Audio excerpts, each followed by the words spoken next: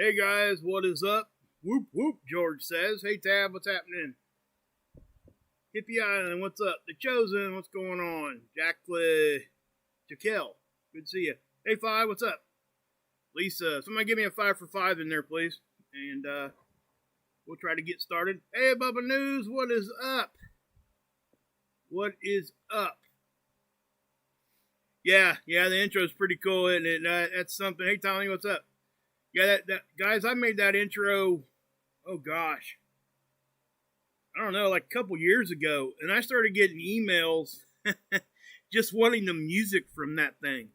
You know where I got the music from that? It was from one of my screen recorder apps that you could edit video with on your phone. Everybody wanted that music. Get you moving. Get you moving. Back at you, brother. Back at you. What's up, Anna?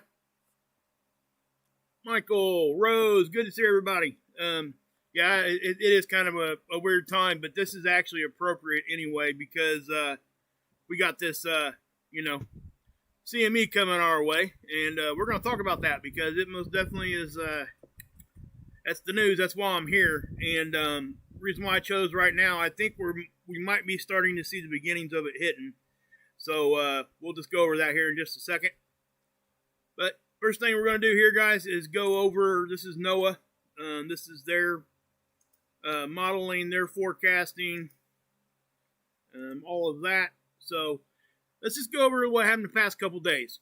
It's, because it really needs to be done this way so everybody understands what's happening. These two flares here, those were M-class flares. And then this big one popped off. That's the one that, basically a bottom end of a X-class flare. Okay, about the weakest you can get with an X-class. But, before I forget, guys, I was over on Marfugal today. Him and Dex asked me to come on and explain what was going on with this. So if you guys don't know who Marfugal is, most of you probably do, but I'm still going to say it anyway. Please go over there and check them out. Awesome people. Can't send anybody to them that doesn't come back to me and say thanks for sending me over there. It's good. So, that's just what I do. I won't send you guys to somebody that's negative or just somebody I wouldn't watch. But anyway, I wanted to make sure I do that because, and I'm going to say this too, I haven't said this in a while, but those of us that have like if somebody is helping your channel or whatever, trying to put your name out there and they're bigger than you, right? Don't ever forget to, redo that for them also. Just because they're bigger, don't assume everybody knows who they are. That way you can help them as much as you can also. That's something we can't forget. I forget that myself sometimes, okay? So, a lot of the time. So, I try not to do that. I just like to bring that up. But anyway, okay, so we drag the squirrel back down out the tree and let's start talking again. Anyway, so you got the M-class flares here. And then you get the X-class flare. And we don't always get, radiation storms with it. But this happened with this one because of what it was. And then you had another M-class flare. Start dropping down into C-class. Now, these didn't all come from the same sunspots. As a matter of fact, let's do this real quick. So I can explain that while I'm doing this. If you guys go over here to spaceweather.com, obviously I point you guys here all the time. They do a really good job. Please go check them out. They're always in my description box. I just think they're awesome. But here are your sunspots. Okay. Now here's the one. This sunspot here is the one was the X-class flare producer, right? This one up here is the one we've been watching because that's the one that did the M-class flares. So everybody was kind of thinking if it was going to come from anywhere, it would have been from up here. Well, no. It came from down here. Now, earlier on in the week, I even mentioned this sunspot grouping. Okay, you see how this one doesn't have a number? That's because they consider this one sunspot. Now, there's some characteristic stuff there that we could talk about. I'm not going to do that today. But, yes, that's what happened here.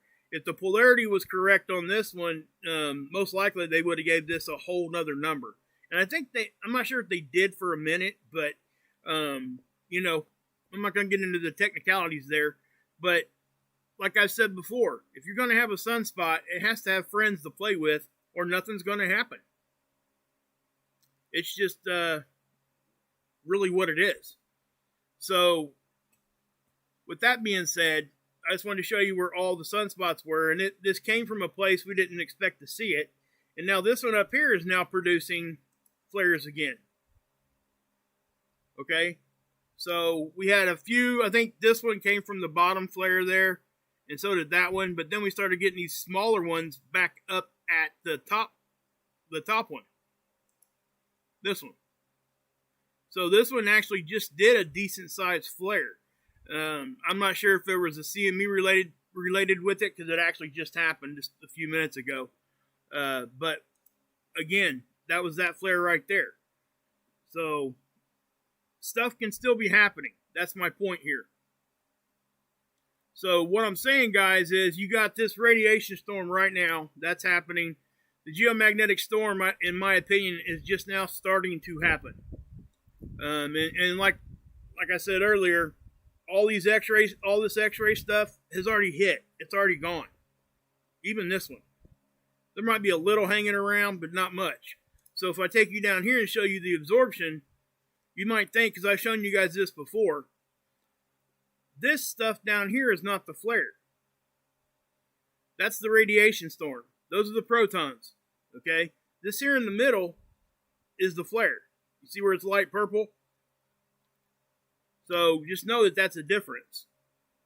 So I wanted to point that out too, to make sure there was some clarification there. I was getting a few questions. So I started looking at the data here a little while ago, and obviously I don't use ACE very often, so I'm not going to use it now either. But other than just to show you that as I was scrolling down this page like this, it caught my eye that the BZ up here had dropped, like pretty sharp real quick. And oftentimes when that happens, that means we're starting to get some sort of geomagnetic activity, right? And so I look down here, and sure enough, the density's going up, and the wind speed's actually tapering down. And I'll explain why that's happening here in just a second, or at least why I think it's happening like this. So let's go over here to the Discover graph, because this one here is just more up to date. It's easier to read. It's just, yeah, it's just a much better tool, more accurate. Now, with this X-class flare, the biggest determination of how much of a hit we take with this thing. Okay, if you wanted to pick out one single thing that would, influence how bad or how, I don't want to use the word bad, because it's really not, I don't, anyway, I'm not going to get into semantics there. But, yes. So if we're looking at this, that's the angle, the BZ. BZ has to be -6. It started, and it automatically just like flipped down. So it was kind of pointing up here. That means that our magnetic field was kind of pointing towards the north. And then right here, it just it dropped out to -6. In other words, it started pointing towards the south. And that's very important, because the angle of that's going to be the single most influencing factor of how hard this thing hits us. Because when we're faced to the south, that means stuff is coming in easier. That means the angle is really in the right position for it to really let that stuff just fly in.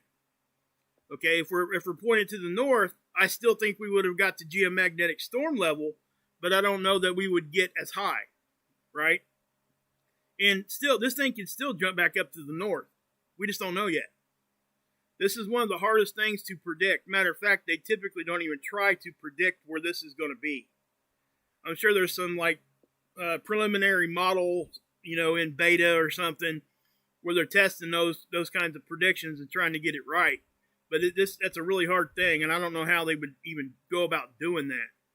But then the phi angle, that also caught my eye. You see how that really just, bam, jumped straight back like this?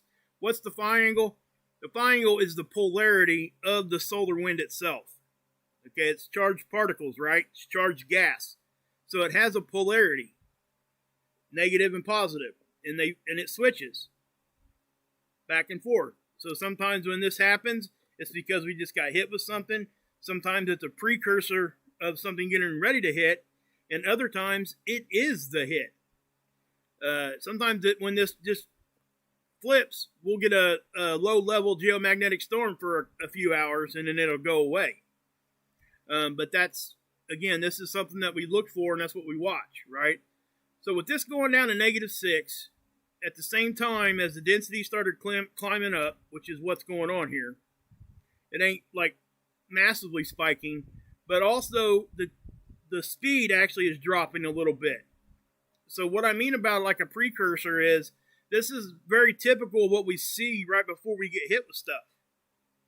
You'll get a density buildup in front of it because it's pushing those particles behind it. So the solar wind, or the charged particles, solar wind, is actually slowed down out in front of, it's moving slower than what the CME is. So it's kind of like a wave in the ocean, if you can kind of think about that in your mind, how it rolls in towards the shore. It's kind of like that, not exactly. That might be a poor example, but that's just kind of what came to my mind. But that's you get that buildup of density and sometimes even speed. But this one, with this, no, not so much, because we do think this is going to be a highly dense impact. So again, I have to keep pointing back to the BZ, guys. I really think that's where this game is going to be decided.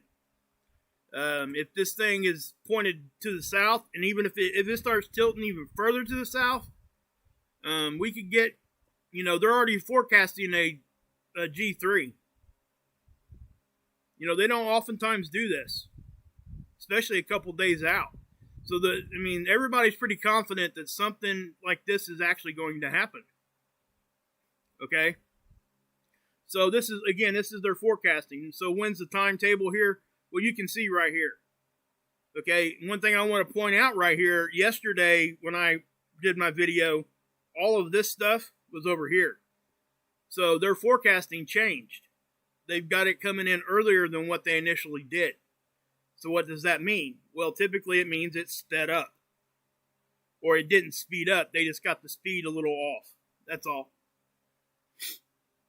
So yeah, I'm glad you do that, Tab. I really appreciate you, doing that kind of thing, because it really is. That's really what you guys should do. You should look at the BZ first. Because there's times we've gotten humongous density hits with high speed, and because the BZ was not pointed towards the south, we didn't get any kind of geomagnetic storm at all. There was one time they were forecasting like a high-level G2 storm, and we didn't even get up to like a 4 on the KP, because of the BZ. It actually put it at an angle to where those charged particles and stuff actually kind of filled in cracks in our magnetic field. It's happened before. It wasn't the first time that ever happened, but that was one example that I remember. So, all right, so let's go over here to, this is the magnetopause models. Again, so where can we go to look to see where this stuff is going to start hitting? Well, I wouldn't even start here. Okay, you know where I start? Right here. Well, typically I'll start at the Discover data like I already did, but the next thing I usually look at is the aurora. Okay? When we're talking about geomagnetic storms, because this thing will start lighting up almost immediately. As you can see what's happening? It's a slow build here. Little bit of a downfall there, and then see what I mean about, I think this might just now be getting ready to start. Okay, so if it got here even earlier than what they thought for a second time, that means it's moving faster than what they predicted the second time. Again, the faster it's moving, typically the harder it's going to hit us. And with our BZ now pointing towards the south, if it stays there and this stuff is moving faster than what they thought, we could get up into higher geomagnetic storm levels than what's being forecasted. Now, that's just a could be. I'm not saying that that's actually going to happen. I'm just saying that's a could be, and we need to watch it. That's all. You're not going to, again, so and let me go over this real quick, too, before I get moving out here too far. I don't want to forget to show you guys what's expected during these kinds of things. And I show you guys this often. This is again, this is at NOAA, Space Weather Prediction Center. Now, if I take you guys back here where I take you all the time, this dashboard here, if you scroll all the way to the bottom, what are you going to see here? You're going to see products and data. This is all the models pretty much that I show you guys. You can get to everything I just showed you guys from right here. At least all the NOAA tools, and even a few that aren't. So that's, I want you guys to be able to know where to go to get this stuff. So you got solar and geophysical event reports. Just anything, right? So you got the GOES electron flux. See, all these things are broken down individually right here. If I let's just click on this one and I'll show you. This is the magnometer, GOES magnometer. You see this? Okay, this is, oops, let me back it up. That right there is,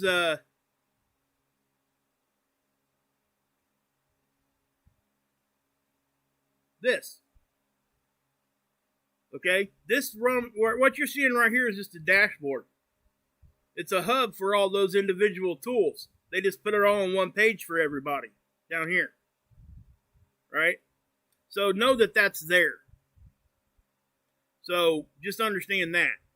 Now, again, so where do we look next to see if stuff is happening? Well, you really, you just got to start looking at the data, or you could look at the magnetopause like I just showed you here. So let's take a look at this. Actually, I'm just going to grab it. And you're going to see here on the end how stuff started to change a little bit. See how the colors just slightly going a little bit different there? And again, this isn't something, well, actually, I'm going to refresh this because I was looking at this earlier. Yeah, it's even different now. Well, I can tell you just by looking at this right here, I am pretty confident we're now starting to get hit now. That right there kind of confirms it in my head. You see this right here? Let me put this in motion and I'll show you what I mean. See how this is not, you don't see any difference in color here? And as we get moving forward here, basically what I'm saying is you're going to start seeing waves of this stuff come in. See how we start bouncing around behind us there? See how it starts to flutter? And then right there on the end, look. Okay? So this is most likely the beginning of what we're going to be seeing. That would be the first wave of whatever is coming in. So, yeah. So we're going to have to watch it and see what we get. Notice that all this stuff out in front of our bow shock and stuff outside of our protection, it's higher dense material. Back here, the lighter colors are the lighter dense material. And that's why. Because our magnetic field is doing what it's supposed to. Okay? So let me push play on this one. See, this is what it looked like before the stuff started coming in. And the reason I say that is because this is kind of like just sitting there, kind of moving around a little bit. But you'll see it get real smooth with the density here in just a second. Watch. See how that kind of smoothed out? That means you're getting a more consistently fast and denser, not really fast, but more consistent density through the graph here. So that means that, there's more dense particles hanging around right now. And that's only going to increase. Now this down here, yeah, we're definitely, I would say this is probably the beginning of it.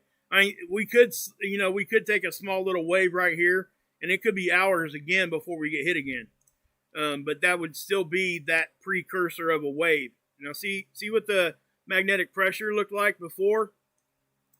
The reds and nothing's there. And then see how it starts to build?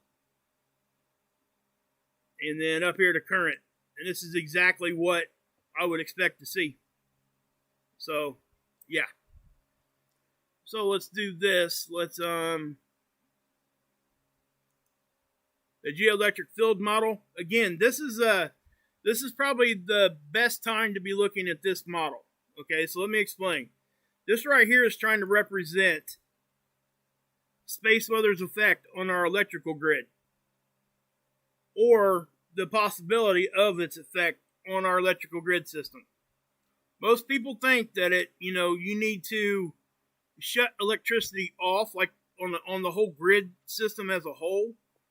Believe it or not, guys, when we're talking about what we're talking about with this stuff, they've learned that it's better to leave all that stuff on and let the safety switches take care of it. For whatever reason, I don't know the exact reason. I need to look into that a little bit further, but they're now saying that that's better to do that. I'm not talking about your own individual like devices and stuff. I'm talking about the grid on a whole, like transformers and all those things, right?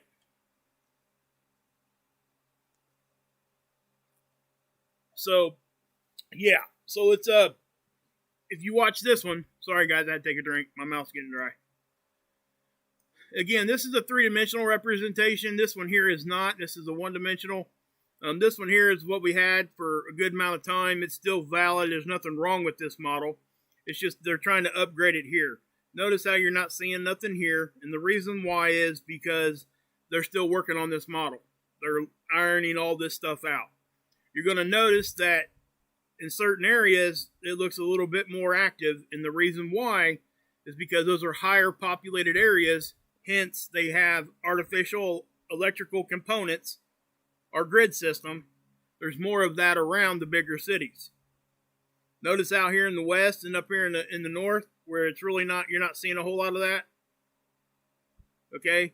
And again, this is all being worked out. Now, I have noticed over here, I don't know why, well, now I do probably. LA's not even right. This doesn't go all the way to the coast. So it's probably not even picking up LA here, or even any of those coastal cities in California, San Francisco, San Diego, all those huge cities out there. They're not there on this map yet. So when they're able to get that, I guarantee you they're going to look like, see this right here? That's Atlanta. That's exactly why. You look at the eastern coast here, all the bigger cities. So that's why this does that like that. So if I grab it here, you're going to see we're starting to get activity.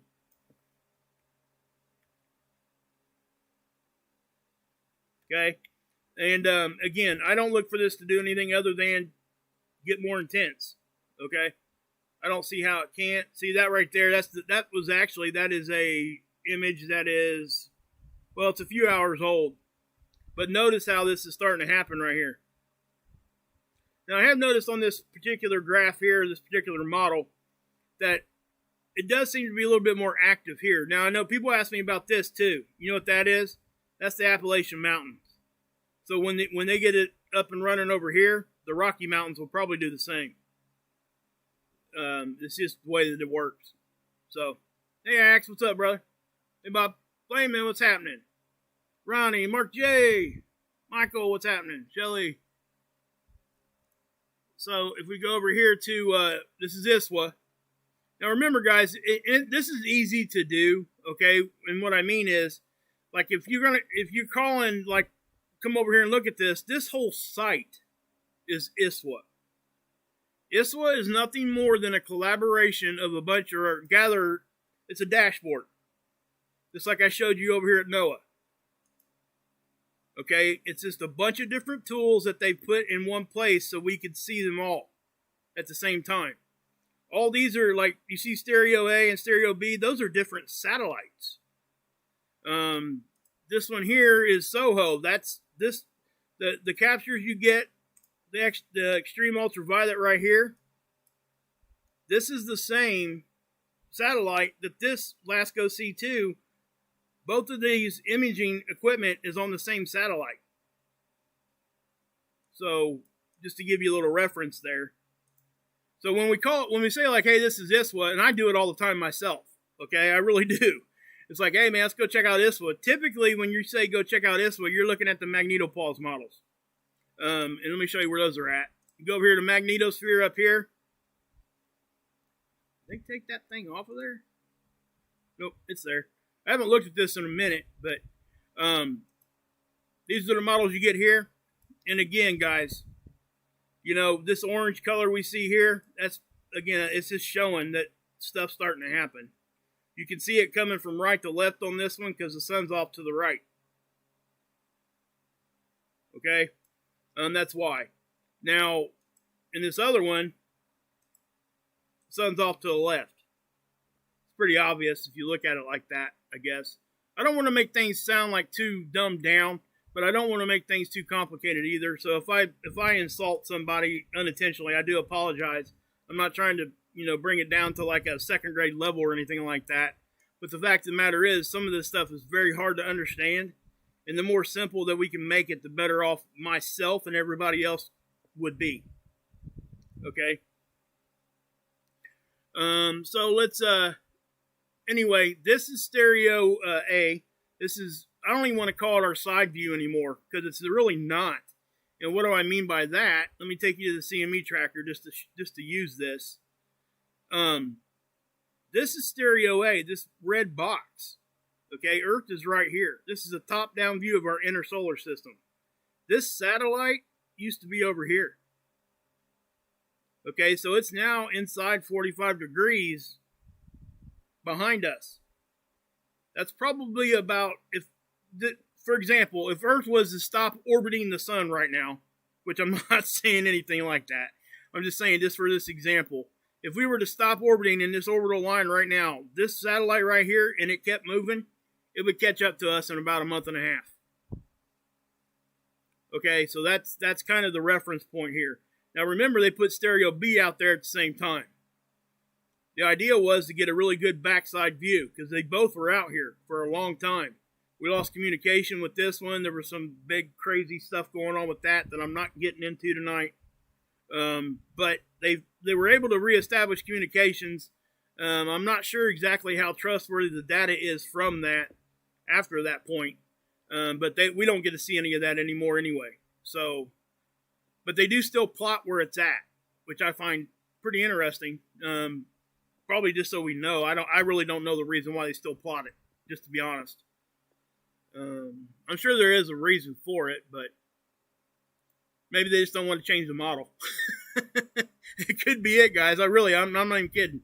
That actually probably could be part of why.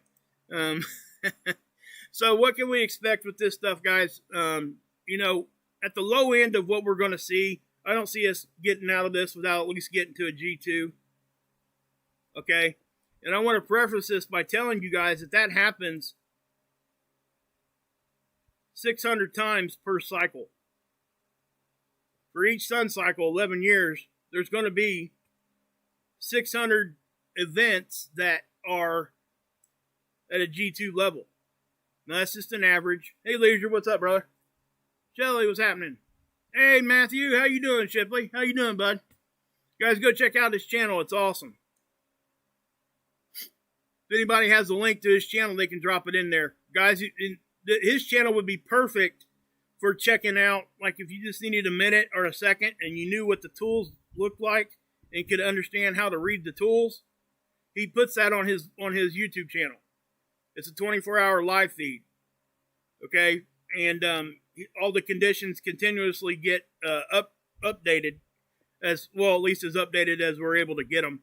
But it's laid out in a really good way. He has fun with it. He has this little astronaut dude floating around. It's pretty cool. I have fun with it. But if you just want the really quick, like, hey, that's the data, and roll out, that's a great avenue to take. Okay? Hey, Mark, what's up, brother? How you doing, man? Hope everybody's good tonight. I have been busy tonight, guys. I'm telling you.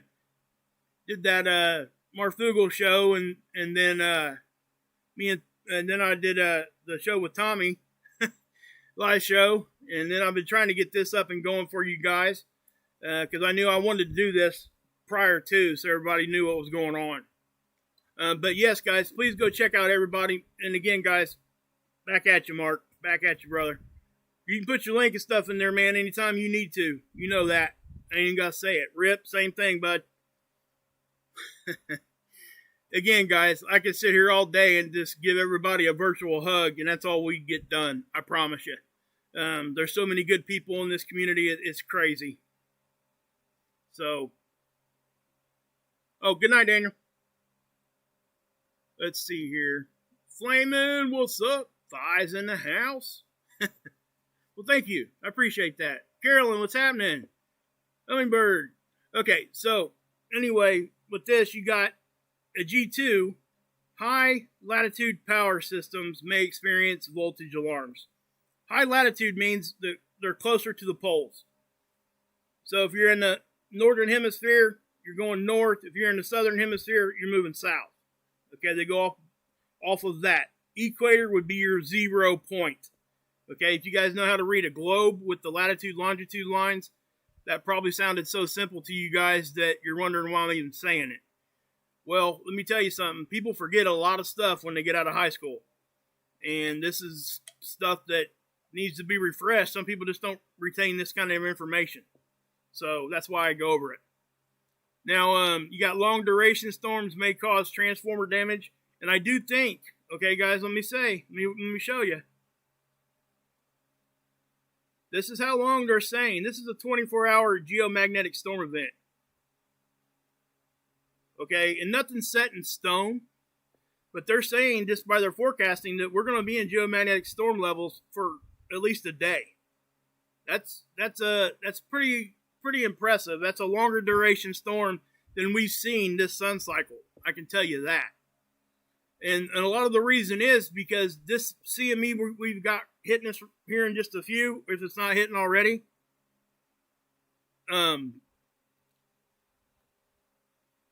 Sorry guys, I had to take another drink. Hey Tanya, how you doing? Hey Cheryl, what's up?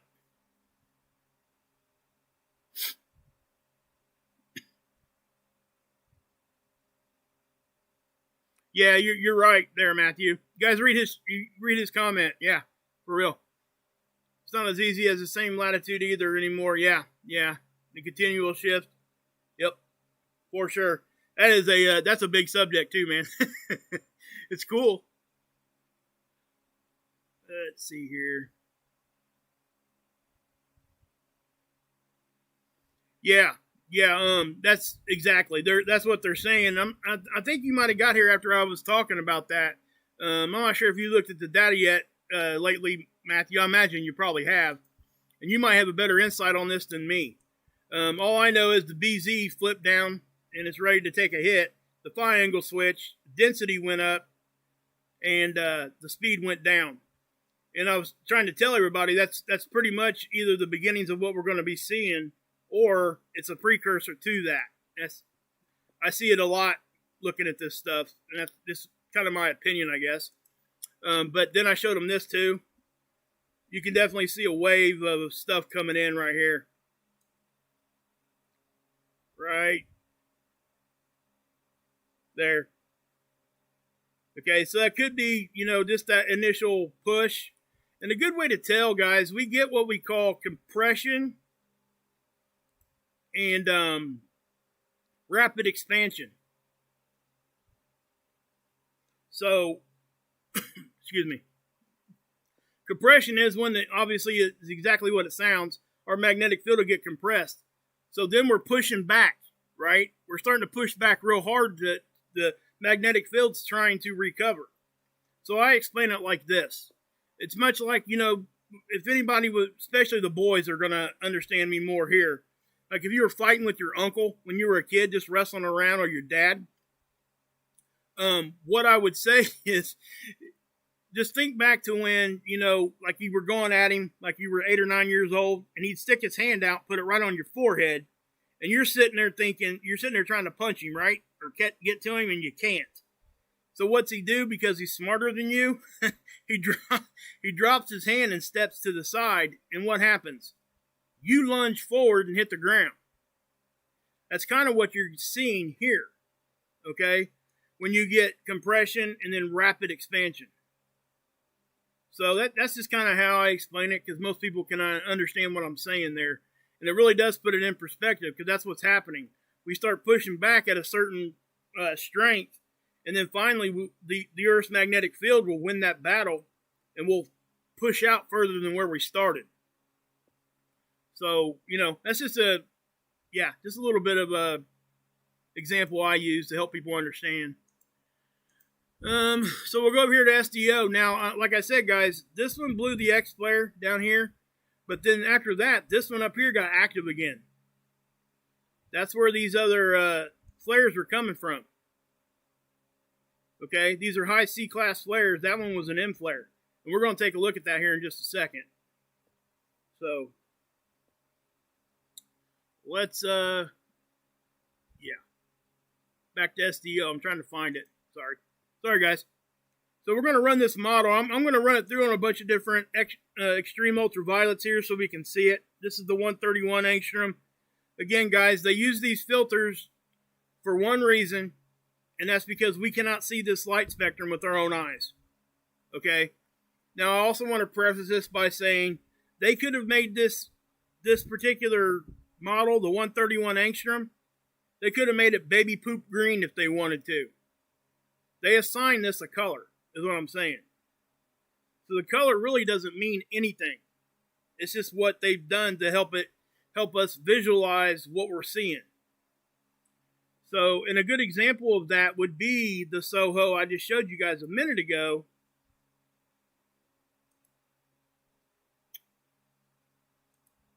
Here, okay, the 171 on Soho is blue. If you skip over, you go to SDO, the 171 on SDO is yellow. But that's the same angstrom of light that they're looking at. They just assigned it two different colors. So that's why. So again, they can assign it whatever color. We got to remember this is just a visual representation of data. All this stuff you see right here, all it's doing is taking these data points and they've set it up to where it gives us a visual representation of these data points.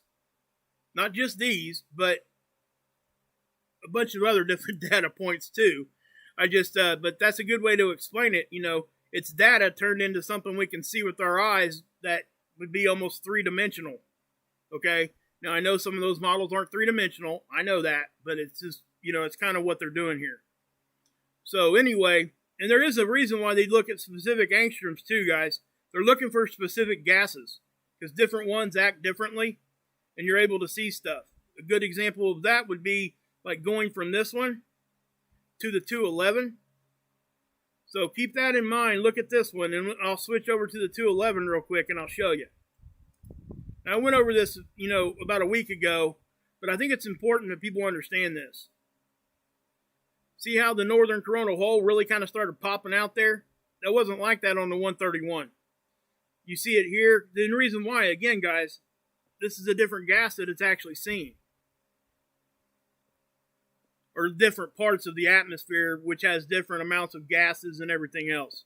Again, I don't want to get too technical on all that because it does take a long time to describe it and explain it. So we'll go back here. We'll go back to the 131 because the 131 is doing a good job with this one, showing the flares. This one shows, in my opinion, other than the 304, the flare imaging you get from this one's really cool. But so you see this one start to flare again. Now, I want to say something here too about this sunspot. Okay? This one took a break. This is the one that was actually just firing like crazy over here. Right? And then it kind of stabilized out. Now, we see this sometimes. It'll stabilize out, but then it'll start picking up again. Now, why I'm mentioning that is because now, unlike when it fired the M classes earlier, now it's here instead of over here, and it's only going to do nothing but get closer to right in front of us again. So we can't let our guard down, even when after this X-class flare is gone. We can't just like ignore this stuff and think we're going to have a break. There's no guarantees of that. And again, we take the biggest hits on our magnetic field, and we are actually kind of at the worst part of, like, if we should be concerned about anything, it would really depend upon, you know, when you get a double hit, like really close back to back, our magnetic field doesn't have a whole lot of time to recover to really block that second one real well. So if the second one comes in and it could even be not as strong as the first, but it will have a bigger effect because of that. So just kind of understand that too. Well, we'll go back here to SDO. I wanted to show it to you guys again on the 304. There was also another eruption off on the western limb, the southwestern limb of the sun, and we'll look at that here in just a second. It was a filament release, it looked like. I guess there could have been a small flare around the limb here. We'll take a look at it real quick. But watch down here. See that? I don't think it was a flare, though. I mean, there might have been some x-rays with it, but this is more of a filament release. And you'll see it. Right there. Okay? And it's pretty easy to tell when they're filaments because they tend to be kind of flat, and then they'll flick out like a whip.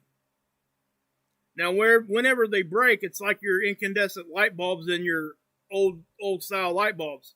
That's a filament. I mean, that's the filament in your light bulbs creates resistance, which creates heat and light. That's why they work. They're resisting the flow of the electricity through that bulb, and it causes them to glow. And again, that's just a very basic explanation. I'm not going to get too technical there.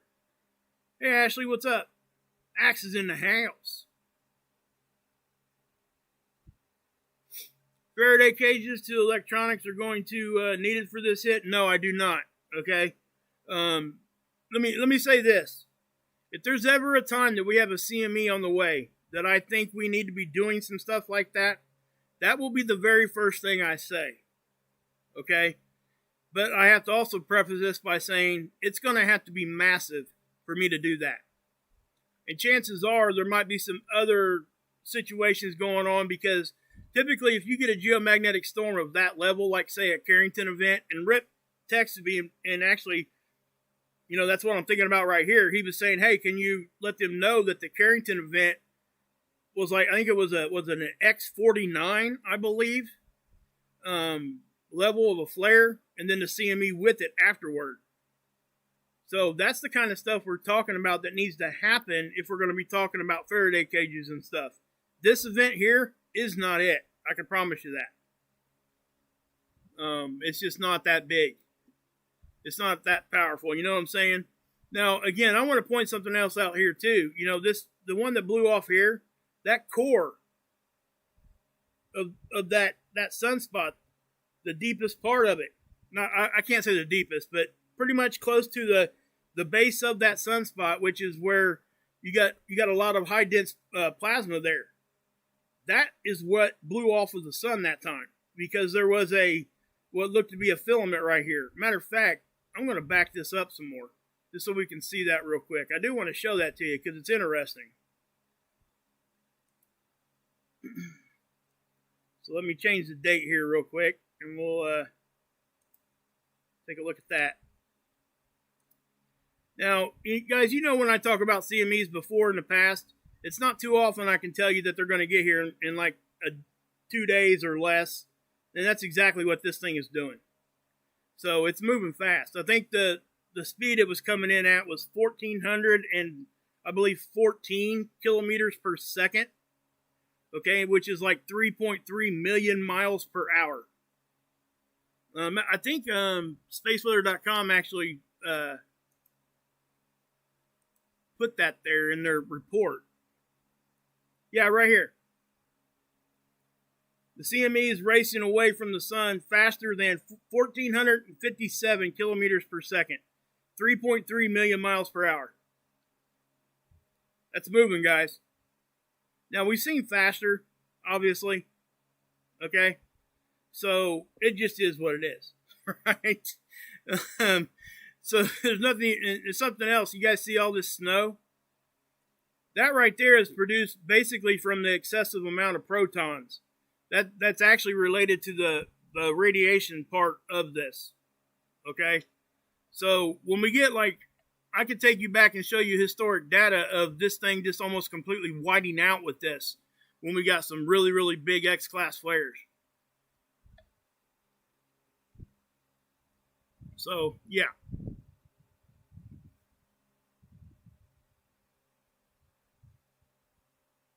Yes, Matthew, 100% correct. Guys, listen to that. I forgot to even mention that. The fastest CME on record was 17 hours from eruption to impact on Earth. In other words, I think it was 17 hours ahead of us, I believe. I think that's what, on that event you're talking about, Matthew. You correct me if I'm wrong. But I think it blew off there, and if it had blew off 17 hours prior to, it would have hit us. And I'm telling you right now, you don't want to get hit with something moving that fast. It's going to have some effects. I can tell you that. What's a muon? A muon is what is, well, I got a diagram. A muon is basically the radiation part that's bad for your biological material, such as our bodies. I'm just saying. Trees, all those things. What happens is, guys, cosmic rays come in typically. That's usually when we start talking about muons. I think when they hit our atmosphere, if I'm correct, I think they go to, well, just a second. I don't want to get this wrong.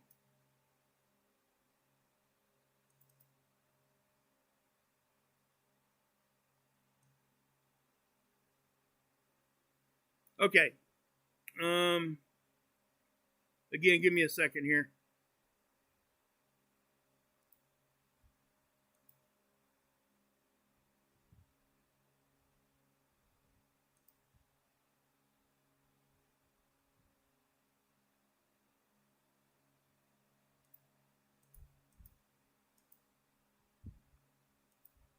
Okay.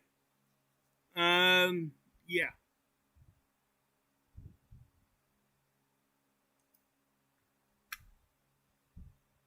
Let me check and make sure that transferred over. Okay, it did. All right, so actually, I'm bringing the chat back up too. Okay, so what are we looking at here? This is when cosmic rays, this is very, very basic. Just let me say that right off the bat. Okay? There is nothing precise about what I'm showing you here. My model making skills is very, very small, just so you know. But anyway, when cosmic rays hit our atmosphere, this is kind of a basic what happens. The cosmic ray comes in, turns in, it's a pion, and then the pion actually will split into neutrinos and muons. These neutrinos actually will go all the way through our planet. They just keep right on going.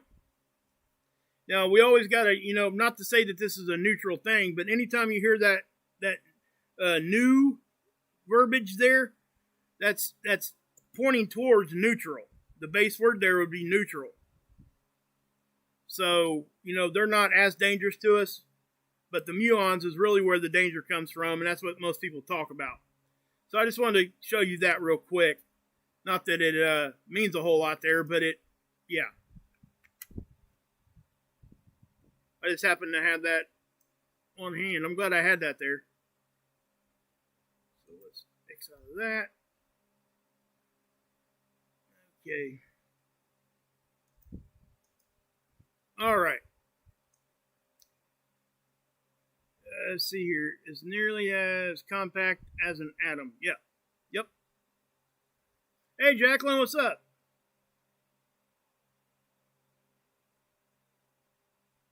Yeah, you bring up a good thing there too, K98237. Interesting name. She's talking about Aurora. She's hoping to see Aurora in her area. That's the North Cascades of Washington. Let me tell you something. You got a really good chance of seeing them. Okay? Because this is just going to be like that. So, you could see them. It's really hard to predict how far down they're going to come anyway. But, they do have a base model that they kind of use and go off of. But it's hard to get exact. And one thing I would say here, when you're looking at Aurora on events like this, if you're like closer to the poles, you're actually going to have to look the opposite direction than what you normally would. In other words, auroras are, instead of being in the northern sky, it's going to be in the southern sky for you guys here in the northern hemisphere. Okay? Yeah, exactly. Exactly, Matthew. So, that's yeah. So it's interesting that happens like that. But I'm not going to get into the technicalities of such thing right now. But again, I don't want, I guess I've been going pretty long already. How long have we been going here? Yeah, about 50 minutes. I really didn't expect to be on here this long. But since we're on here this long, and I haven't strayed off topic or anything, which is odd. So anyway, there's that X-class flare. So let me explain to you what I was talking about with the core of that blowing out of there. First off, you're going to see it come pretty much right from the middle. Okay, you see this all reaching out right here. This is not something you typically see a whole lot of. When you see this big, I even commented on it when I first seen this before I had looked at any data. If you guys remember, you can go back and look at my video. I was like, wow, man, that's some high dense plasma. And then, you know, I started digging into it a little bit more, and other people were talking about it too. So, you know, there it is right there. Okay. So that is something that is a little bit different than what we've seen. It's happened a bunch of times before. I'm talking about than what we've seen this sun cycle. So let me let's bring that back a little bit, and you'll see it right there. I'm going to pause it, slow it down a little bit. That way you guys get a better look at it. Okay. So here we go. It's going to, there it went. See that? So whenever you get them closer to the base where the high dense plasma is, now, again, that's kind of flicking out of there, kind of like a filament does, but at least the higher dense plasma did. So when it does that, it tends to be more precise. It's kind of like taking, you know, you got your flashlights that get the big wide angle light shined into the forest or something, and you grab the front of it and you turn the lens and it brings it into almost like a spotlight. That's kind of what you're seeing right here. All that plasma is right there in one spot. So even though it would be real, you know, harder hit, there's less chance of you getting hit because it's smaller in size. So that's what I would say to that. Now, there is a good chance we're going to get hit with that part of it. Again, these are all forecasting stuff, guys. They're going to tell you that, you know, they can't be 100% sure on any of this stuff, guys. It really is like that. But keep in mind what we're talking about here. All right, how often do you watch the local weather or even the Weather Channel and it's wrong? I mean, they change it hour to hour. And I see so many people giving, like, NOAA, they do this a lot. I see this one specific incident a lot. They'll go over here to this model right here. Okay, what this model is doing, it takes you to present time right here, and it gives you 2 days of historic data. In other words, this has already happened, so they know exactly where to put the points at, right? And it tries to forecast 5 days out in front. So when they see with their model parameters that things have changed a little bit, they will change this graph, which I want them to do that. And people give them a bunch of crap over that, and it's not needed. I mean, I would rather them change this when they get the other data in there. Why leave it wrong? Okay, it's not like it's showing you real-time data. This is a forecast. Okay, so I just want to point that out. And also that people, then this is a legit question. Why does sometimes these things look really, if you're looking at this, what does this look like? Looks like, you know, nothing, right? Nothing's going on. Well, look at your range. They have to change these ranges when they get real high, or they couldn't even plot the point. Okay, because sometimes you'll come over here and this will say 5, and at the top end it'll say 10. You just got to pay attention to that. I miss that sometimes myself, by the way. Everybody does it. But see how we're looking at over 60 on the density here? At least they're forecasting. Okay. And on the low end, again, see right here where my cursor is? That's saying it's right around 20. So on a graph that would be showing you, say, 0 to 20, that would be at the top, just like this is. So we have to pay attention to that.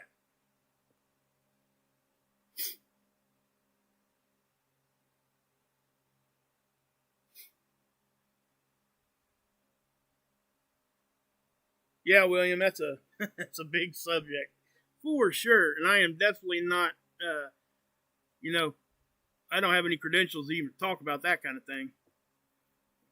And I guess I could research it and give you my opinion, but not you in particular, just that topic. So, let's go. I wanted to show you this again. So I'm going to grab it, and you can see it. So something else, guys, up here I'm going to play this, and you're going to see what looks to be like a filament off the edge. See, we get really good captures on the edge here because the sun is not the background.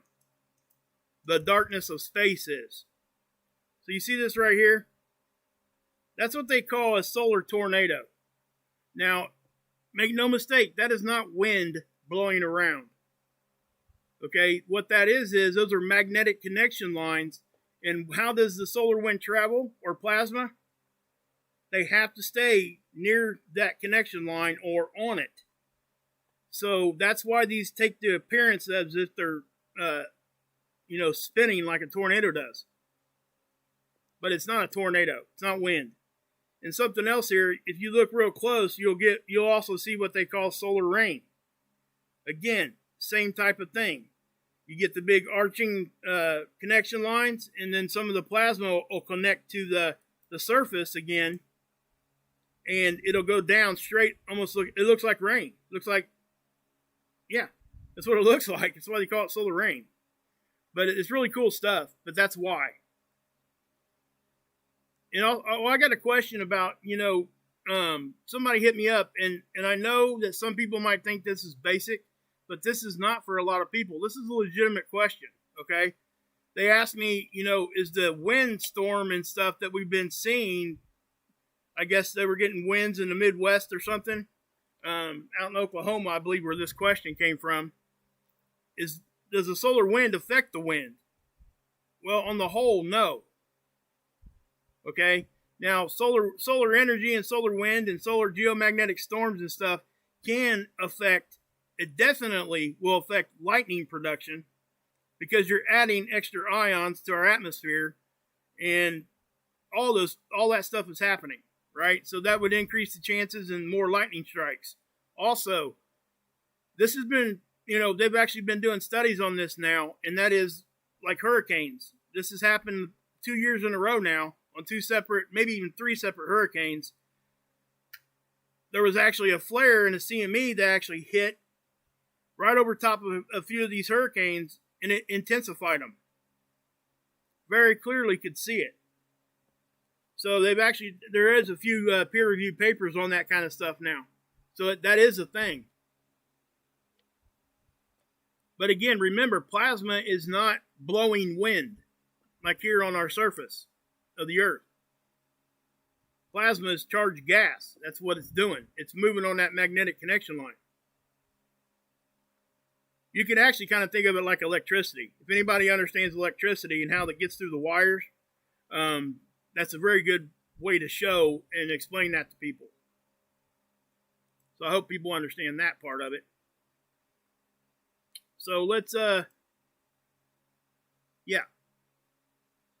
to see if I got anything else for you guys before we bounce out of here. I know I'm pushing an hour here, and the more and more I dig into stuff like this and do YouTube or whatever, you come to realize, and actually, talking to a lot of other creators, they're experiencing the same things.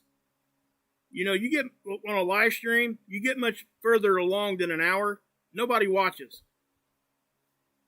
They won't even click on the video because they think that nothing's going to be in there unless they watch the whole thing, which isn't necessarily true with what I do, but I do understand it, because if I'm going through YouTube, I'm the same way. So why would I expect somebody else to be different? Yeah, for sure, Matthew. So, I mean, there's a lot of, yeah, Tommy, for sure. Tommy's done a lot of research on that too. And there's a few channels out there, guys, if you guys want to know. Actually, I can take you to one of them real quick. Let's go over here. This is what we'll do. I'm going to show you one of these. For anybody that has a channel or just simply wondering what, how does YouTube work? What should you do to make your channel grow and all those kinds of questions, right? Now, my channel's a little different, okay? Let me just state that right up off the bat. And the fact of the matter is, I don't monetize. Okay? So the analytics and the advice that you get, I have to actually kind of filter that out a little bit, because a lot of that doesn't apply to me, because they don't push my videos as much as they would somebody that is a partner with them. Okay, so just know that. But if you go down here to Nick Nimham is his name, and there's quite a few of these guys out here now. Okay, but he does a good job. He's got 812,000 subscribers. He's doing good. He actually lives in the Philippines, but I think he's an American. But you can see what he talks about here.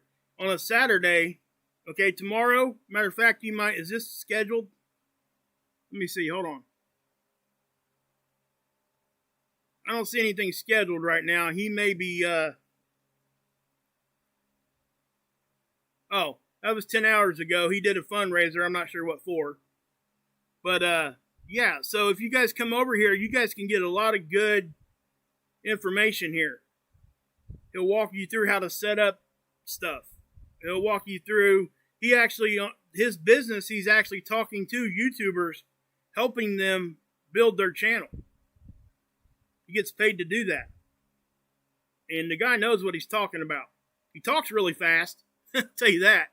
But he has to, okay? He's a very excitable man, and it comes through. He's passionate. I like it. I would encourage anybody to go over here and check him out. If you guys want to know anything about that. I know it has nothing to do with solar flare there, but that's, you got to be real about stuff like that. And we can learn from people like him. And I had to talk with Tommy about this earlier tonight. And it's like, you don't start this stuff and, to get whatever, right? So for me, what I'm doing here is a little different than most other channels. And I just want people to understand why I do the things I do here. So when I do look at like a subscriber number, I try not to, because it does get in your head. And the reason I say this, I like the connection I built with you guys. Okay, that's more important than anything to me. But when I see my sub number actually going up a little bit or coming down or whatever it's doing, it'll validate that I'm doing stuff and people are still watching. New people are coming in, that kind of a thing, right? That is the only reason why I even look at the subscriber number, to be honest with you. Now, I do have a goal. I mean, it's good to have goals. I would love to be at 50,000 before the end of the year. I'm sitting right at 48 something right now. Well, I did that interview with Mark tonight, and Mark is awesome at giving people love bombs. And people over the Fugel fam over there, my gosh, wow! Every time, I mean, 200, 300, 400 subscriber jump. So that's what happens. And, guys, Adam and Dex are awesome over there. It's just really cool. Cool stuff. We got to support each other. Really do. Yes, it's okay to drive. Whoever's asking that. Actually, I think I'm going to look at the chat here a little bit. I've been kind of ignoring it a little bit so I can stay more focused. But who's going to drive you home? The Cars? That's a good song.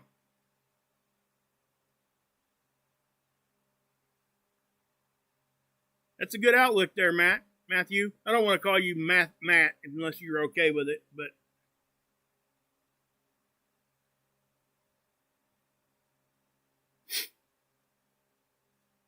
anybody that's bouncing out, I appreciate you guys sticking around and checking me out. I really do. It's, again, having a conversation with you guys is really what I like doing. Yes, I'm passionate about this too, what I'm showing you, but I would rather have a connection than just come out here and be monotone. You know what I mean?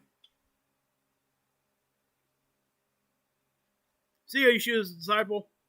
Glad you stopped through.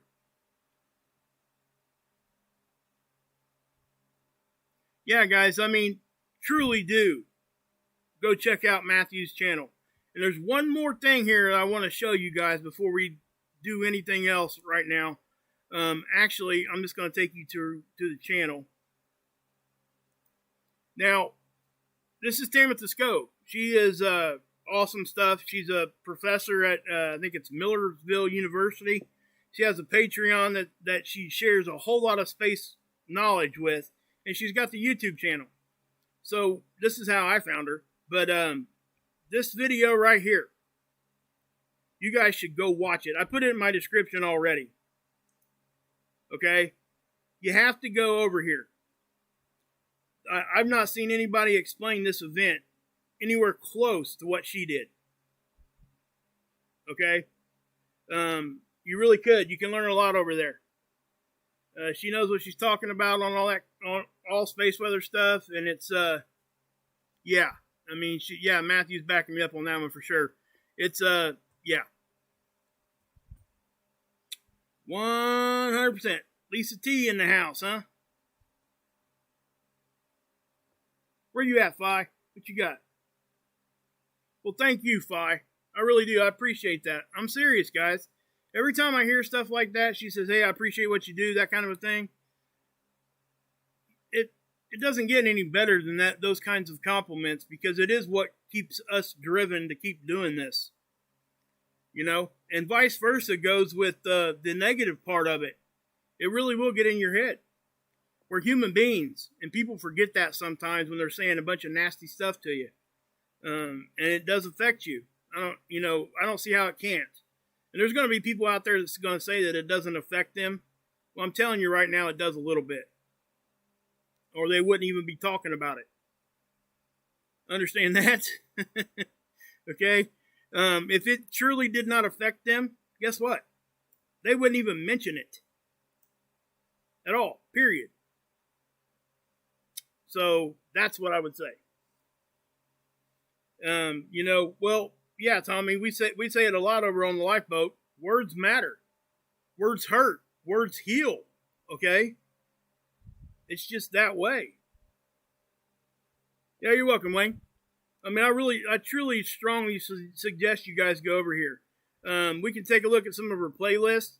Now, this forecast she did here, and she's her main goal, from what I understand, is trying to get space weather back into local newses and back into the, the mainstream of things, which is a good thing, right? Because we actually used to talk about this stuff on our local news from time to time. She's actually been on the Weather Channel talking about space weather. Okay? So, yeah. She does that Patreon over there, and this is how I explain it, guys. If you guys go over here and you watch this channel, watch what she does.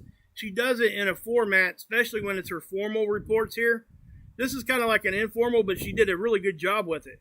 She usually sets things up a little bit, make it a little bit more streamlined, which doesn't matter to me, but it does matter to some because it does cut down on the time.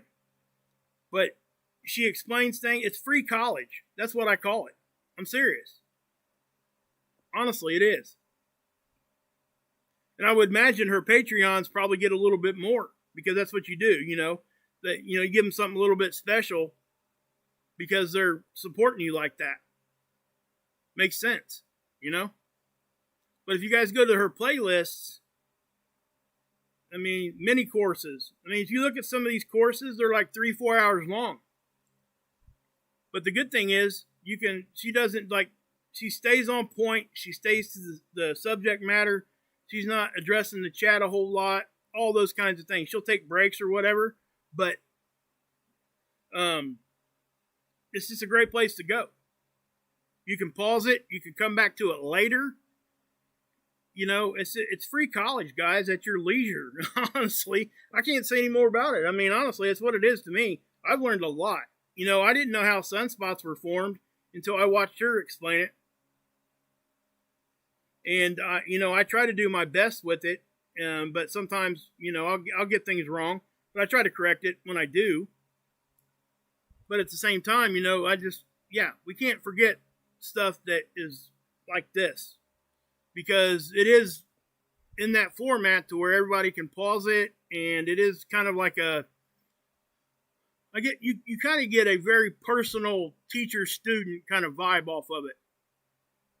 All right, I guess it would be like I don't want this to sound wrong if Tamitha ever hears this. She probably don't even know who I am, but That's not why I'm saying this. It's almost like your mom is homeschooling you. That's how I would explain it. It's at that level, and she cares about stuff too. So at least I think she does. I've never talked to her at all ever, but just looking at her videos and the way she carries herself and things like that, it most certainly, yeah. Again, I wouldn't push you guys anything that I didn't go to myself. So just know that. Okay.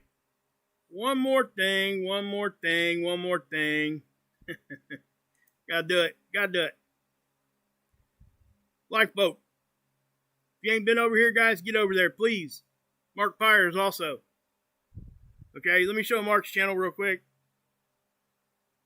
These two channels are, in my opinion, the most positive channels that I've ever been a part of, been aware of.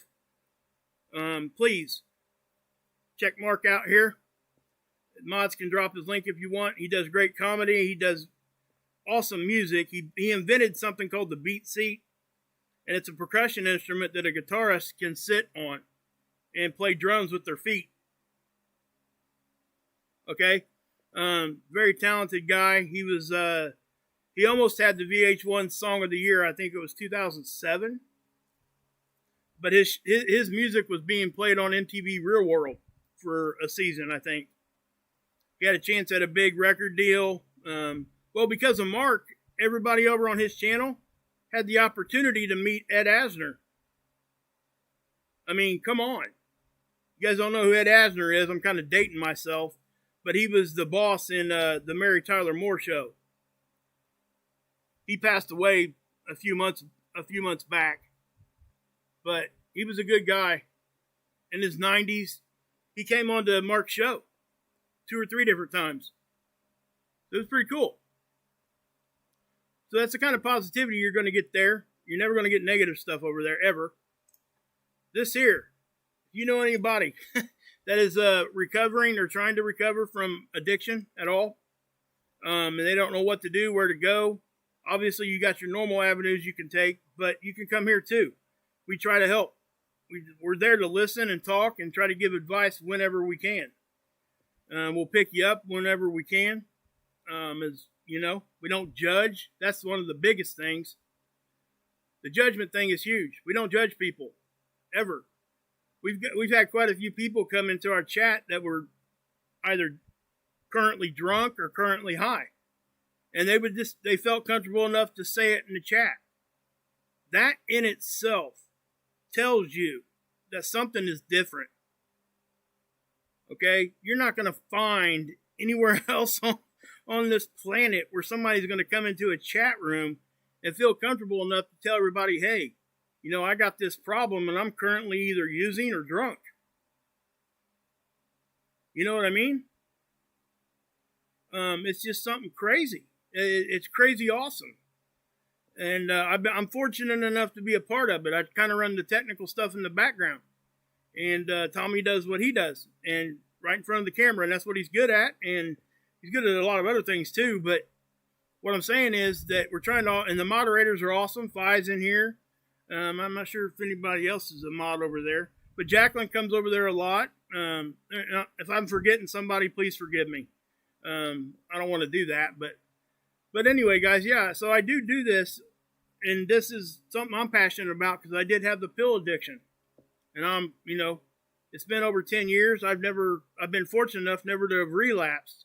But I say that because I have an extremely strong support system here where I'm at. My family, my best friend is my wife. But I say all that to let you know that some people don't have that.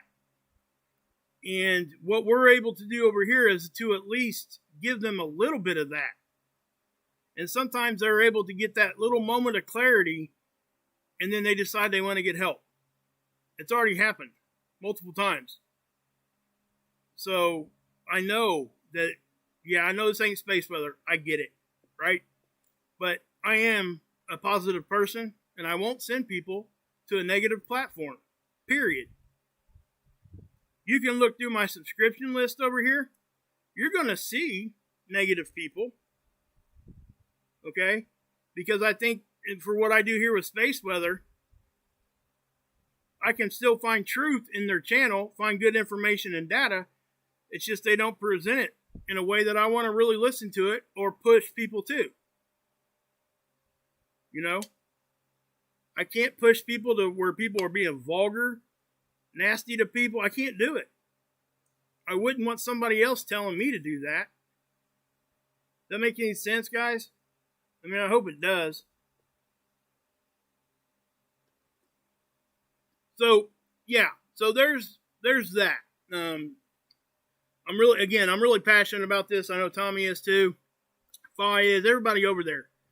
You're not going to get ignored in the chat. You just won't. And, as far as the chat and the positivity, the same goes for Mark's channel. Honestly. There's never a loss for words over there. People are talking to each other, building real connections. All of it. Again, I don't even like using the word subscriber. Actually, me and Tommy just had this conversation also. It's family to me. It really is. At the very least, it's a good friend. Okay? So, anyway, I'm going to stop talking about that. So, I am going to go ahead. Well, I tell you what, before I get off here, guys, let's run through these and see if we can see anything else happening right now. We might or might not. Wait and see. My guess is we probably will, because I think we're getting close to this starting to impact us. Yeah, see, there's a couple different waves right there. Yeah, I really truly think that we're starting to see the impacts of this. Let's look at yeah, we're definitely seeing some of it. Especially when this model starts off pretty blank and then it does that and it stays there. It even starts getting a little bit more intense out here in the front towards the end. So we can look at the Discover data again, see what it's doing. Okay. Now see this right here. I want you guys to look at this. I know it seems small, right? But our BZ has now come back to 0. But I want to point something out. If you look at the phi angle, you see what I call popcorn right there? Same with the BZ. What that is when this represents a data point, it's a literal point. It's a dot. So when it doesn't look like a straight line, that means the conditions are variable. They're jumping around a little bit. So that will tell you that things are becoming a little bit unstable. So we're going to watch this BZ.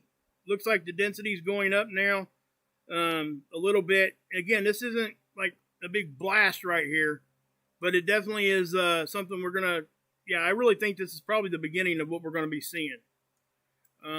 Again, we might not see the full impacts here until later on, but at the same time, we can still look and watch and see when it does start happening. Now, I say all that again, guys. I'm not saying that anything really huge bad's going to happen, right? I've not said that one time. We don't fearmonger here, ever. I would rather say, I don't know, like I say it a lot anyway. I do. I say it a lot because I simply don't know. When I say that, I'm telling you the truth. Okay? I get ran over the coals for saying that quite a bit, but it's the truth. If I don't know something, I'm not going to tell you that I do. And just give you a bunch of BS, I guess, if you want to use those kinds of words. Hey, Bamboo. So you can see how the aurora definitely is a little bit more intense right now. It seems to be hanging around right there. A little bit more consistent. And again, this is one of those main things that we look at for indication of upward tick in geomagnetism. Okay? Let me go here for a minute. I want to see. And, guys, I want to say this too.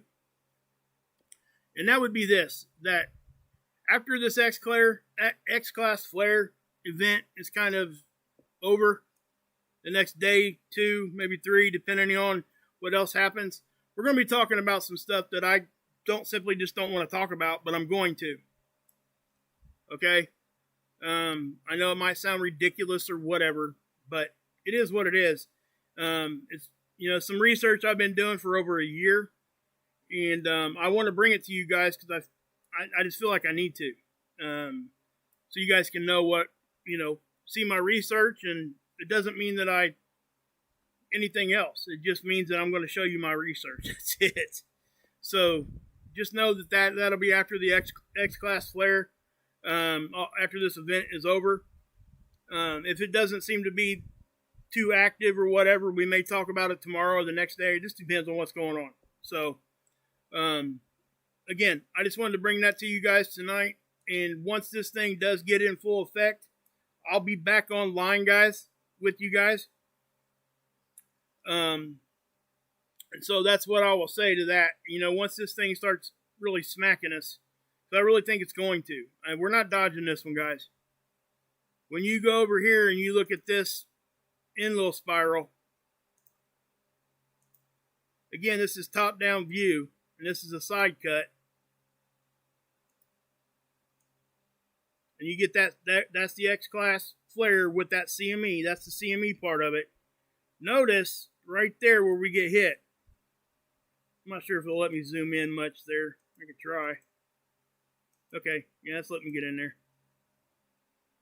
You see that color right there? That's black, isn't it? Right? Look at the key. That's at the top of the key there. All right? So it's a really dense thing we got coming. Now, whether or not, again, you know, if the positioning or the direction, if they've gotten that wrong a little bit, it could either help us or hurt us, or could not change a thing. The speed, obviously, I've already talked about that. But I do want you guys to realize that you see how wide this thing is? There's absolutely no way we're not going to get hit with at least something. Okay? So the conversation really should be geared around what is that something and how bad is it going to be. And I don't like using the word bad because I honestly don't think this is going to be like bad, right? We may, you know, not even notice. The general public may not even notice at all. That happens a lot. But we talk about it here because we do know it's not a matter of if, it is a matter of when. We will get hit, but it's in a cyclical cycle, guys.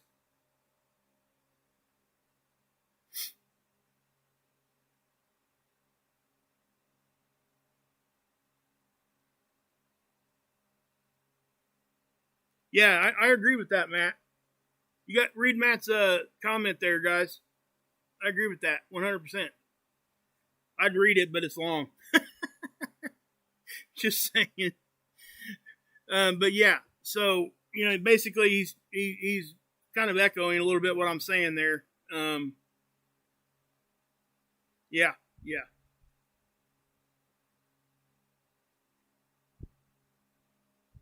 Yeah, and I do agree with NOAA doing a really good job with this. You know, there's times where they get it wrong, guys. I mean, that's just what it is. You guys still watch the local weather news? How many times they get it wrong? You see what I'm saying? No, you talk all you want here, Matthew. Ain't no way, man. I encourage it. 100% encourage it. Hey, Denmark, good to see you. Shout out to all my Aussies out there, too. Fi's still here. She's still here. Axe, my Canadian brother. Telling you. Tab, what's up? See here, Nikki.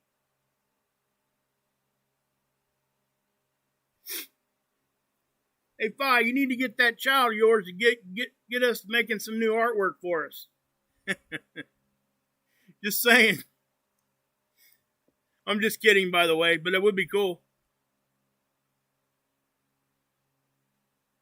Sydney land, huh? Cool. Yeah, there you are. There you are. I don't want to miss anybody tonight. Well, you're welcome, Angel. I Adam and Dex, guys, they're my friends. I mean, honestly. You know, I will never not try my best to help them when they ask.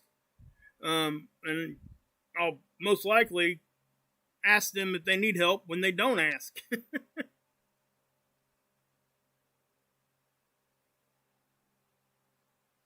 What would have to happen for it to affect the power grid to where power would go off in the, I'm sorry, my eyes are bad, in the U.S. for a while?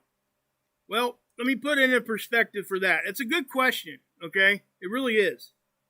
It honestly is. Because honestly, guys, ain't that what really people want to know?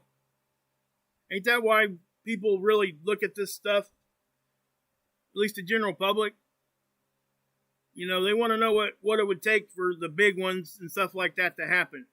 Well, we can actually use this to kind of show you. See this X-Class flare right here? This is X-Class here.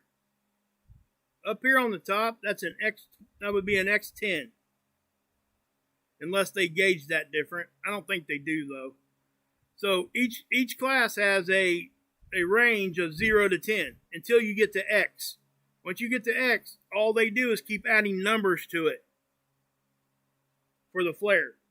All right?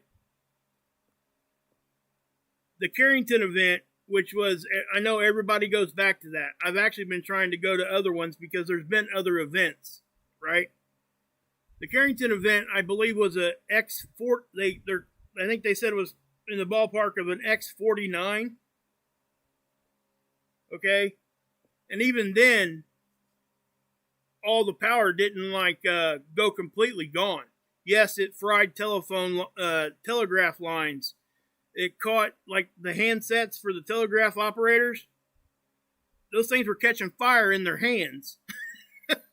That's the truth. I'm not even lying there. That's the truth. And I believe it was back in, was it 72?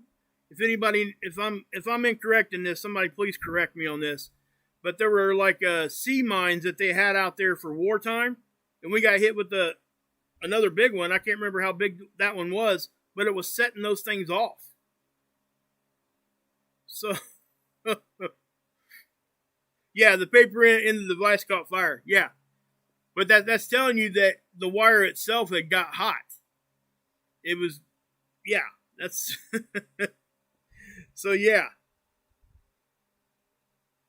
That was an X20, was it? Yeah, Matthew, yeah. And then you had I don't think he's in that part of Canada where that happened, but in 89, we had the grid down in parts of Canada for a while because of a solar storm. And there's been a lot of other ones, guys, okay? So what I'm saying is it's going to take a lot more than what you're seeing right here. I don't know exactly what it would take. I don't think most people, you could probably do some math, and they've probably done this, to get a ballpark figure of what it would take to kill the grid for a while, right? But I don't know what those numbers are, and I would venture to say, I don't know. I don't even want to speculate because I just simply don't know. I don't think, again, you can put an educated guess on it, but you can't go much further than that. You really can't, because nobody's been here for something like that.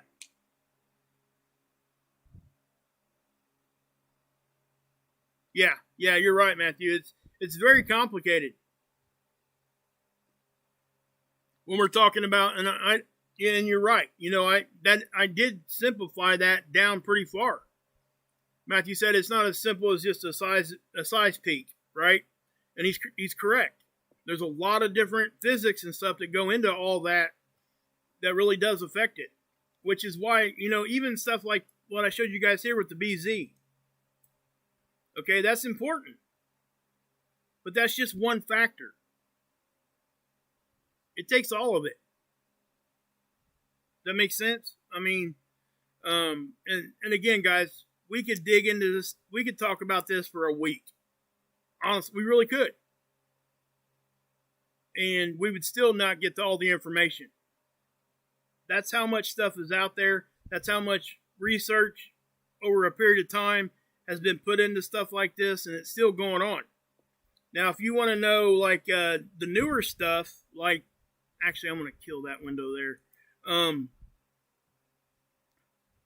me take you to the CME tracker real quick. Because this shows the Parker SP probe. This green box right here. Okay, that's the one they sent out there to kiss the sun. It got into the corona of the sun so it could get readings or whatever, because they're trying to understand better why the corona of the sun is hotter than the surface. Okay, they're having issues trying to figure that out. That was one of the main reasons why they shot that out there. It's out there doing other stuff too. I mean, they're not going to, that'd be ridiculous to think they sent it out there for one reason. They're going to have secondary mission protocol for these satellites. That's what they do. They got so many different ones. Well, it's like Soho. I don't think it was put out there to catch a whole bunch of sun divers, but that's what it did. It really did. So, yeah. But take that for what it's worth. I mean, but there's all, they plot, this here is OSIRIS-REx. And keep in mind, guys, this is just the tip of the iceberg of the satellites we got. Now, hanging around the sun in our inner solar system, there's not that many, okay? But around our planet, you guys know. I mean, look at Starlink. Well, heck, now we got the LRO, the Lunar Reconnaissance Orbiter. That thing orbits the moon, right? And it takes, what it does is it takes laser imaging, it bounces it off the surface, and it gets back to the laser emitter, and it takes that data, and it makes some of the most detailed images of the moon.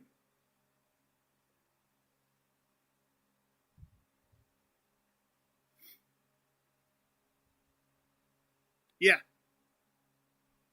Yeah, for sure.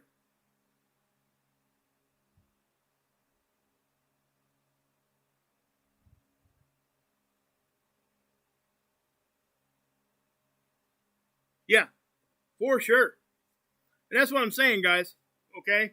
Because, you know, I'm sorry, I didn't read Matthew's comments there. If you guys want to read it, it's there. Yeah. That's why I keep trying to tell everybody that, you know, we have to stay skeptical, but we have to stay grounded at the same time. It is a very hard line to walk. Let me tell you, it's hard. Especially when you're out here trying to share your research with people, it makes it that much more difficult because you don't want to tell somebody the wrong thing.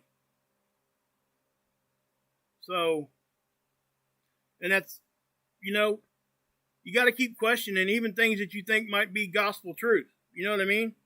It doesn't mean you have to be ridiculous about it. It just means you question it, and then once you satisfy what it requires for you to accept it, then you just move on to the next thing. That's what I'm saying. It's, yeah. Well, I don't want to open this can of worms here, but I guess I'll go ahead and say it. And again, guys, people here are allowed to believe how they believe, okay? So don't think I'm making any kind of statement here at all, period. I don't judge people on this, and but I'll tell you that I am not a flat earther, obviously. I mean, you watch my channel. But back then, and I'm saying this because at one point in time, they all thought the earth was flat. And, in my opinion, we have a working model that says it's a globe. Okay? And again, I'm not trying to take a shot. I say that to explain what I just said a minute ago. If somebody hadn't questioned whether or not the earth was flat, we would have never known what we know now. And that's kind of what I'm saying. That's a good question, Rip. He asked if this could affect La Palma. That was asked the other day, too. But I would say possibly. But I would also say that I don't know that we could, pinpoint it to it. That's the difficult part. Because there are so many things that go into, and I'm not the earthquake guy. I say that all the time. There's so many things that go into that causes an earthquake or seismic activity, volcanoes and stuff like that, that it would be hard for me just to say, hey, look at this solar flare and look at La Palma. So if you're and it's a great question because I truly do think that space weather affects seismic activity. So in my mind, the way that I would say it is, in theory, yes, I would say that it possibly could affect it. That's what I would say. And it's, again, I'm not the earthquake guy. I'm getting a little bit better on it. I'm understanding a little bit more. But I wish I had all those answers. I really do, but I don't. So yeah, land is rising big time. Yeah, there's a lot of things happening around the world, guys. I mean, and again, guys, I don't want to like underplay or overplay things either. I think that some of it is the fact that we get instantaneous communications now. Because if you think about that for a second, some of the stuff that happens around the world, unless we had the communications that we have now, the ability to see everything and all those kinds of things, we had to miss a whole lot of stuff, right? And now we're seeing it. So in my mind, that kind of skews the percentages a little bit. I ain't saying it's massive. I'm just saying that the communication aspect needs to be considered when we start saying that things are way out of whack. And I do think that some things are way out of whack, all right? I mean, it's hard to deny certain things when you go look at them. But again, I'm not going to, come out here and show you a model that's made out of toothpicks or something and expect somebody to believe me. You know what I mean? If I want you to believe what I'm going to say, I'm going to bring you something like this, or I'm going to try to make it look that way. I just want people to understand. That's all. And I do appreciate every last one of you guys. I mean, I am not even kidding. You guys are the reason I'm still doing this. You're the reason why that a whole lot of things positive in my life, right? Now, don't get me wrong. I've had a lot of negative from this too, okay? It does take a lot of work, and we do get attacked quite often. And I've shared all that stuff with you guys. And that's why I think I'm still doing this, because we do have a connection. I mean, I recognize, I got, how many people we got in here right now? I got 325 people in here right now, and I promise you that I would probably be able to, if everybody started chatting, would probably be able to recognize almost all the names. And there's only one reason for that. Because I care. I care to know your name. There's those out there that don't. And to me, that's a mistake. So, just saying. I value the connection way more than I value the data. That's just me. Not everybody has to be that way. But that's how I am. And people forget real quick that there's a human on the other side of this screen. And when that happens, that's when, and I've learned that for the most part, all you got to do is just not address it. And, a lot of people say don't feed them and they'll fall away, that kind of thing. That's kind of how it usually is. Doesn't always work that way, but don't get me wrong. There's times where you need to stand up and say, hey, listen, you're not going to do that. You're not going to talk to me like that kind of thing. Right? But I can tell you this, my own personal experience, my gut gets in a knot every time that's like drama happens. I don't like it. Period. Don't like it at all. And I'm just being honest with you guys. It might make me sound weak or whatever, but it is what it is. And don't take my quietness for weakness either. I said that a few times. Because when it does get down to the point where I'm going to actually address stuff and I'm angry about it or whatever, I'll usually stop. I'll back myself up a little bit, but then I will address it after that. But I try to do that with being calm, starting off calm instead of just jumping in and getting all mad. So that's just me, Maybe it's from the way I was brought up. I don't know. All I know is when there is drama, my gut is flipping. I mean, it is what it is. Hey, man, what's up? Man, you get on here about the time we get ready to cut out of here every time.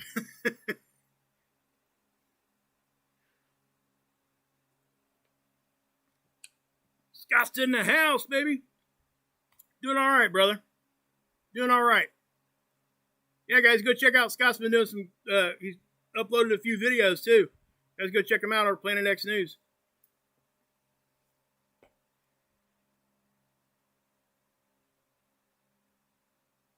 Jacqueline's in the house. Carolyn? Thanks, Carolyn. I appreciate that. I really do. You know, guys, and again, well, heck, Scott knows I hate freaking... I hate drama. I can't stand it. So, heck, he's talked me down from the ledge I don't know how many times. So, just so you know. And back at you, Tommy. I'm going to kill the stream anyway. I mean, I didn't even expect this to be this long, but it is what it is. Yeah, so everybody needs, yeah, go check out Scott's newest video, guys. Go check him out. Yeah, drama sucks. That's why I don't do it anymore.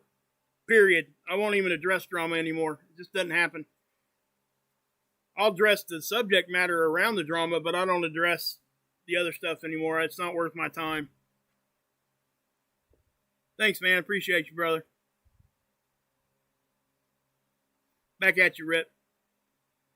All right, guys. I think I am going to kill it. So, if once this thing really does get into full swing, yeah, I'm with you, man. It ain't worth it, is it? It's just not.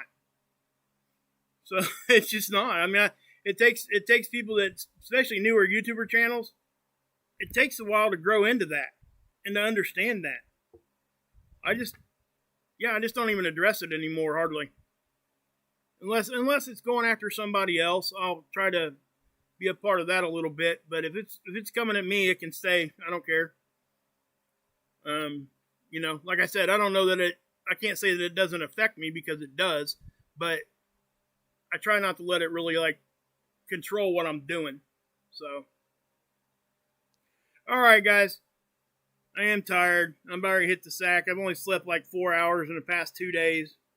Really bad insomnia right now. And I'm starting to feel tired, so I'm going to try to lay down, I think.